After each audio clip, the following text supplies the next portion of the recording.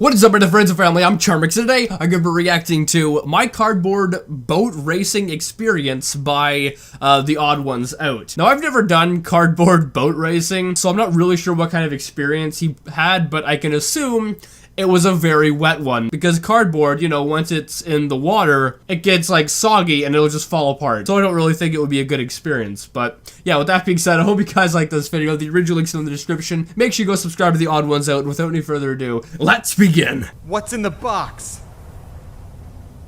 I said, what's in the box? I said, what's in the box? What is going on? I can make a great boat out of this. So this one time when I was in the 3rd grade, for some reason our teacher thought it would be a good idea to get his entire class to participate in a cardboard boat race. Cardboard boat racing is this event where teams of people build their own boats out of cardboard and then race against other people's cardboard boats. Now, you might be thinking that cardboard really isn't the best material to make a boat out of. And you're right, but cardboard is cheap, you can get big pieces of it, and they float in the water for a little bit. Perfect for making boats out of. I guess they would float longer if you were to cover it with like tape or something. That way water couldn't get to it. It's good, short-lived entertainment. It's yachts of fun. Apparently, a lot of other schools got their students to do cardboard boat racing. I thought it was just a strange thing my teacher made us do, but if other teachers did it, I guess he wasn't the only weirdo. I don't know what cardboard boat racing is supposed to teach you, maybe teamwork skills and shipbuilding. I mean, it would come in handy if I was stranded on an island with cardboard and duct tape and I could tell everyone, don't worry guys, I learned how to make boats out of these things in the 3rd grade. But no one else in my school did cardboard boat racing. It was just my class. That's actually really kind of weird. If it's just your class doing it and no one else. And I think part of the reason we did this was because the class I was in was an honors class. So we were better than everyone else. Guys, I need to tell you about how friggin' smart I am. So in the 2nd grade, everyone took this test to see if you would get put into the honors class, which, I'm gonna be honest, I don't remember taking it. I just remember my mom sitting me and my twin sister down and telling us that we weren't gonna be in the same class anymore because I made it into the honors classes and my sister didn't. Haha, loser! The honors program was called DOGS, which stood for Dang! Original Gangsta Students. Okay, that's not actually the name, I made that up. If you got accepted into DOGS... Wouldn't it be awesome if that's what it actually stood for, you stayed in the DOGS program for the rest of elementary school. So I basically had the same kids in my class for 5 school years. And our class became known as the DOGS kids. I think since I was in the DOGS program, I wasn't bullied nearly as much as I should have been, because everyone in my class was a huge nerd. Also, I never really learned how to interact with people socially because I already knew everyone in my class. So all the dogs were cool with each other. Wait, what does DOGS actually stand for then? Because you gave us, you know, your interpretation of it, but you never actually explained what it really means. But all the non-dogs hated us. They thought that us dogs thought that we were so much better than them, and we were. Now, call me old-fashioned, but I think the 3rd grade is a little too soon to tell if you're smart or not. I would say that the DOGS program did not make me a smarter person. I don't speak for everyone, this was just my experience, but in high school, my twin sister was a way better student. High school didn't have the DOGS program, so me and my sister were in the same classes again, and she was a straight A student while I was about a straight B and C student. So that's what I was. I was not a smart kid, and I'm still not a smart kid. I don't think I got A's, like, at all. Maybe once, but normally they're quite bad.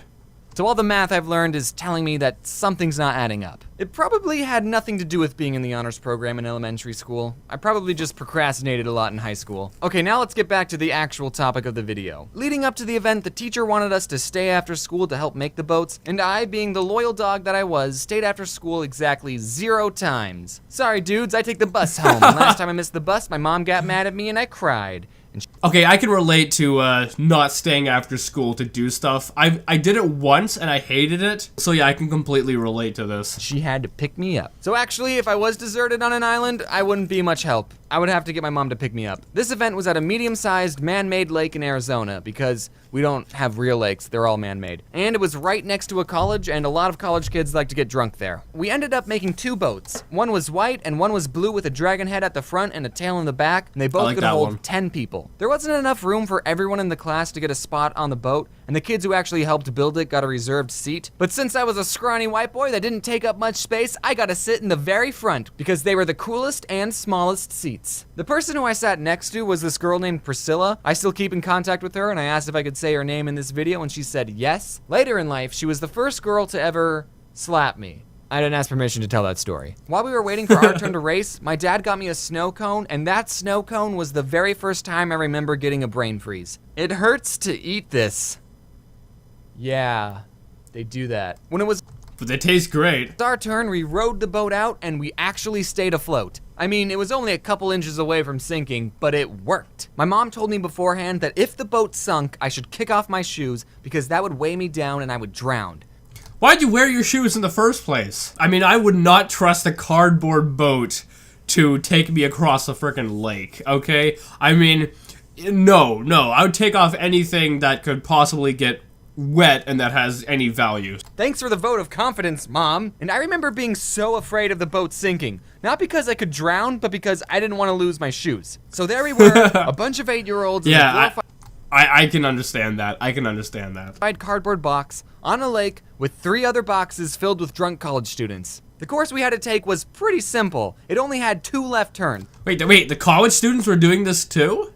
Why were they on the lake? Should have been a piece of cake. And we were doing pretty good until we had to make the first left turn. We messed up on that part. We practiced turning on land all the time, but for some reason when we were in the water, our turning maneuver wasn't working. We kind of just drifted forward. We were pretty much all stranded. We didn't know how to drive this thing, and we were running out of time since the cardboard doesn't last that long when it's wet. But there were these lifeguard/helper people going around in canoes, and one person came up to our boat and he just kind of pushed it with his paddle and he turned Cheaters! the boat, and we were Cheaters! You freaking cheated! back in the race. Well, actually, by this point, everyone else had already completed the course. But we I were guess still it doesn't floating. matter then. We were still gonna finish this. When it came time for the second turn, the same thing happened. We didn't learn anything. They never taught us this in honors classes. By this point, the next 4 people racing just went. They got tired of waiting. And while the canoe boat guy was trying to teach us how to turn, the other boats just passed us.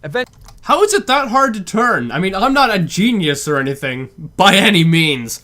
But I'm pretty sure, you know, if some people paddle on one side and the other people paddle in the opposite direction on the other side, it'll work as a tank does when one track will move one way and the other will move the other and it'll turn you. I don't know what you were doing, but you were obviously doing something wrong. Eventually, we did get the turning thing down and we made it back to shore. The boat stayed up the entire time. Out of the 4 people we raced against, we came in 8th. I kinda wish something bad did happen. Is that last? Like the boat flipped over or a shark ate one of the kids. That would have been a better YouTube video. But that also would have been lying. And then afterwards, the president came down and high-fived all of us. And to prove I'm not lying, here's some pictures of me in front of the boat. We had to take the dragon head off because it didn't fit with all of us, but we kept the tail. And you'll also notice how cramped the seats are and the girl who later on slaps me. Here's a boat with a roof. Here's a picture of Oh, that boat looks sick. the snow cone that gave me my first brain freeze. Here's us in the water next to a pretty big boat. And look, That thing's huge! That boat looks like an actual, like, legit boat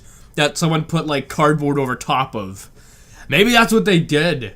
Could you imagine if they actually used a real boat and then they just put cardboard and, like, layered it on top of it to make it look as if they created this? That would be hilarious and very sneaky. Very sneaky. other white boat is getting blocked off by the bigger boat. Notice how our boat is going in the wrong direction and how close we are to being submerged. And here's a picture of the grown-ups carrying the boat out of the water after a long day. It's really small. And I'm not in this picture. I wanted to get to land as soon as possible. Here's a picture of me during Halloween. I dressed up as a ninja. I think it was the Halloween after the bunny. What? It's kind of random. Why are you showing this picture? It's kind of random. And there's a plushie of a Neopet in the background. Do you guys remember Neopets? All my Neopets are probably dead now. Here's a picture of me with a giant pencil. It's actually a model rocket, but it looks like a pencil. Isn't that adorable? Remember my science fair video where Is that fake? I mean, that looks fake. I launched rockets? Yeah, this wasn't that time. This is a completely different model rocket. And here's me in a tub of animal plushies. And this bird plushie right here was actually my favorite. I got him from someone else's birthday. It was in a goodie bag. It was a pirate-themed birthday. So it was like, you know, a little tiny parrot. What is going on? What does this have to do with the cardboard boat racing? Really like that bird. His name was Birdie, and now he's gone. And here's me dressed up as Galileo. Anyway, guys, I hope you like this video. I'm surprised at the actual size of the cardboard boat. Like, when it showed the actual pictures of it, it is not big at all. And then, why was there, like, this massive one that looks like a legit boat? I mean, one of the cardboard boats that, you know, one of the cardboard boats that was there it looked like an actual boat. It was freaking massive. So that one really makes me think that people cheated and they just took an actual boat and put cardboard over top of it and like layered it to make it look as if it was a cardboard boat, but in reality it was a real boat because that looked way too like real. Anyway, I hope you guys did like this video. If you did, make sure you give it a thumbs up, possibly share with a friend if you're new, and subscribe to join the family today, and also make sure you go subscribe to the Odd Ones Out. And without any further ado, I'll see you guys next time.